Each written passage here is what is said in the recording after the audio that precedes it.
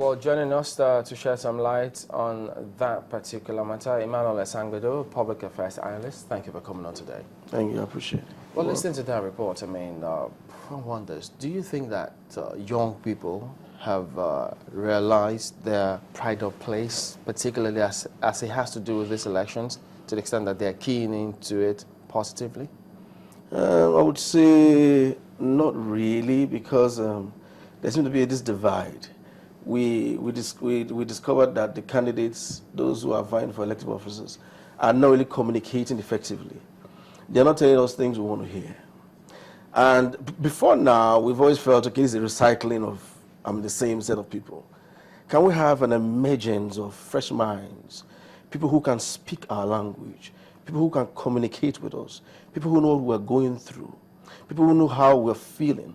General Buhari made mention of something that was key in that peace agreement that they signed, peace pact that they signed. He talked about the civil service.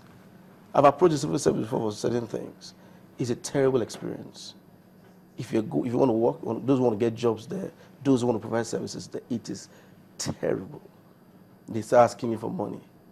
As you're bringing, you've not even brought documents, asking you for money. It's bad. And this thing just makes us feel, okay, fine, we don't want to get involved in government, we don't want to get involved in civil service. Let's just maybe go and hang out with the private sector and then live our lives. But another thing we discover is that promises are made and they are not kept. You know what, I mean, look at that Enugu State episode.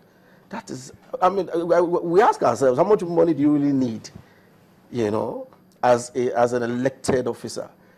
To earn or to make it, to live by. If monies are voted for certain things, can they be done? If they can't be done, can you communicate to us? Can you tell us why they're not done? If they can be done and there's a delay, can you let us know? That's why the social media is there. So what should be the questions? The questions from who now? From the people to those seeking offices now. No. The question, you know, is the usual thing. It's just that, you know, these guys, politicians in Nigeria, maybe that age bracket, let me use that word, maybe that age bracket of, you know, 60 to 80 and above, maybe they have a particular mindset, an orientation, maybe there's a pattern they were used to, that we are not used to. Maybe the idea of telling someone one thing and doing another is a norm with them. Do you think it's an age thing? Because we've also seen young minds, even when we're talking about, look at the subsidy issue then, and so many other cases of alleged corruption.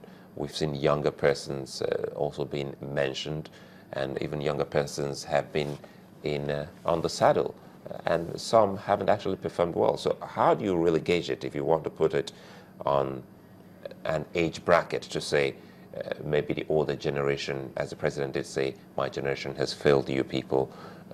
Is it a generational thing? It is more of a generational thing, because, you know, when you provide like the oil subsidy issue, when you provide, those guys who provide, those young entrepreneurs were providing a service for the nation, and they were connected to the government circle.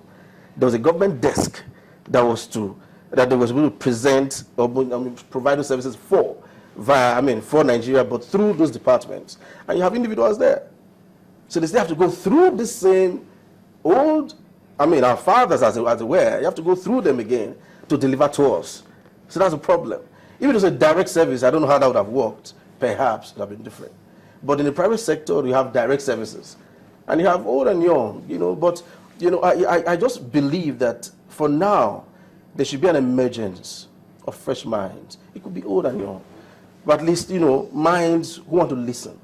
Minds, individuals who are not just intelligent, who are not just able, but who are honest. Are they making themselves available? That is the problem. That's why I love that youth meeting now.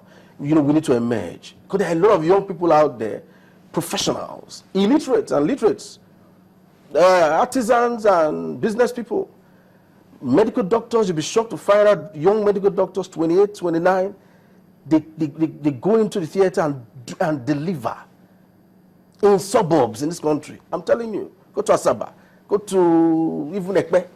Young medical doctors. I experienced one recently, and the guy made a statement. He told me something. One of the doctors told me something. He said, you know, malaria over the years, you know, has learned to resist some kind of drugs before, like chloroquine and the others. So this time around, you know, the pharmaceutical companies will have to go back to research and then come up with drugs that can. So I believe that we need leaders to think in that direction. If we're doing things the old way and you're still getting the same result, why not shift?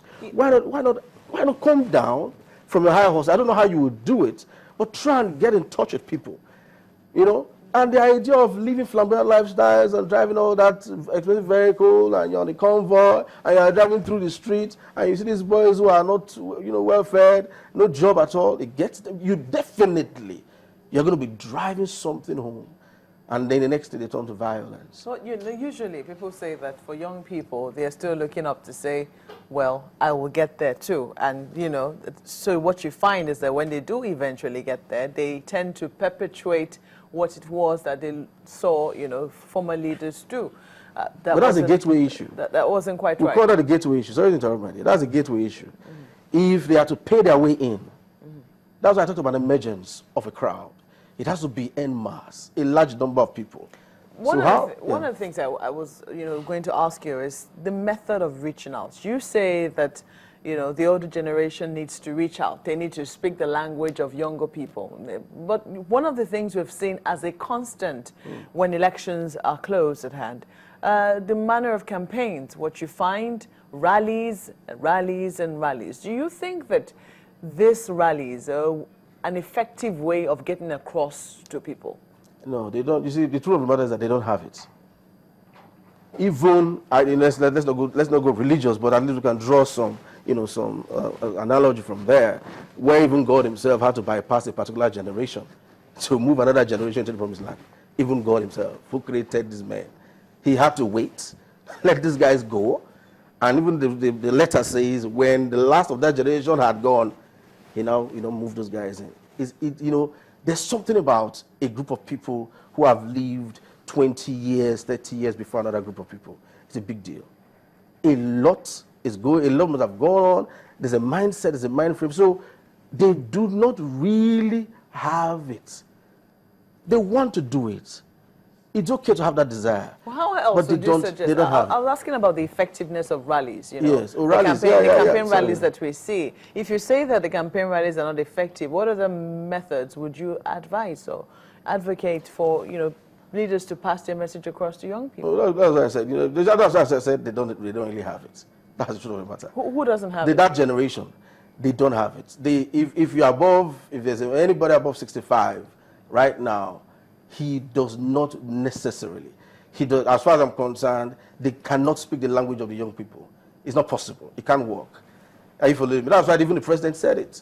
That generation has failed us. They have the desire. What is the language of young people? I thought we all speak the same language. I mean, no. Eventually, older people have to communicate to younger people. Yes, but you see, it's just like a relay race. When a relay race becomes a marathon, there's a problem. It's a relay race. No matter how fast you are, you may be the best, fastest runner in the world. But my dear, it's a relay race. The baton must change hands. Another issue there is with us too. We have problems, our generation. There's what I call the killing trinity. Me, myself, and I. Oh, go to school, graduate, get a job, get married, have kids, make more money, go be a leader in my church, perhaps build a mosque or a church, make more money, travel abroad with my kids, my family, go for health checkup here and there, and then come back and retire till I die. Killing trinity. Meanwhile, the next door, your cook, your chef in the house, your security, do you call him at times and ask him what are his problems? Or you just drive through? The man at the estate gate, when they call for meetings in the estate, where you are living, do you go for meetings? Do you find out what that storekeeper, that woman opposite, who is just frying a akara, are you sure you cannot pay the school fees of the children? You think these things, if done, can change? Oh yes, this used to happen. When our fathers were our age, they used to do those things. I remember. I grew up in Benin. Some people paid my school fees at certain times. I'm telling you the truth. They called me. University, they called me, listen, son, I know it's difficult. Let me just, you know, and they added value to my life. So those of us who are working now, are we doing that? Our generation, are we seeking? Perhaps we don't know. But we should know. Because if you make an Agbero out of that woman's son, when your son is coming back from America, that training, he's going to be at the junction waiting for him with a gun.